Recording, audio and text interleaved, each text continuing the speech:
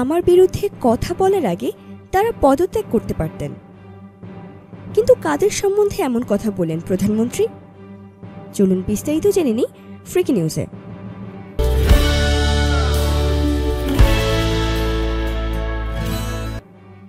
হেফাজতে ইসলাম ও সুপ্রিম কোর্টের সামনে ভাস্কর্য ইস্যুতে নিজের অবস্থান পরিষ্কার করে সমালোচনাকারীদের কড়া জবাব দিয়ে প্রধানমন্ত্রী শেখ হাসিনা বলেন, ভুলে গেলে চলবে না, আমি সবার প্রধানমন্ত্রী, বঙ্গবন্ধু কন্যা।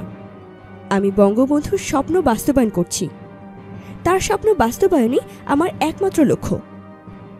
বাস্তবতা বিবেচনা না করে অনেক মন্ত্রী তার বিরুদ্ধে বক্তব্য বিবৃতি দিয়েছেন উল্লেখ করে প্রধানমন্ত্রী এ সময় তার পাশে বসে থাকা তথ্যমন্ত্রী হাসানুল হক ইনু ছাড়াও রাশেদ খান মেনন ও আসাদুজ্জামান নূরের নাম উল্লেখ করে বলেন, আমার বিরুদ্ধে কথা বলার আগে তারা পদত্যাগ করতে পারতেন।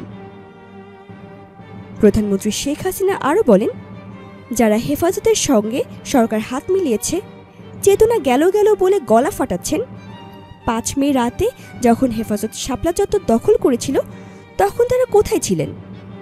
তারা কি চেতনাবোধ থেকে সেদিন রাস্তায় নেমে এসেছিলেন? ভাবতে পারেন আর কয়েক ঘন্টা হেফাজতের দখলে থাকলে দেশের কি অবস্থা হতো? সেদিন আমি নিজস্ব চিন্তা ভাবনা থেকে যা যা করণীয় তা করে হেফাজত মুক্ত করেছিলাম। সবার মধ্যে আতঙ্ক ছিল কি হবে। পরদিন অনেক মন্ত্রিসভার সদস্য ভয়ে সচিবালয়মুখীও হননি।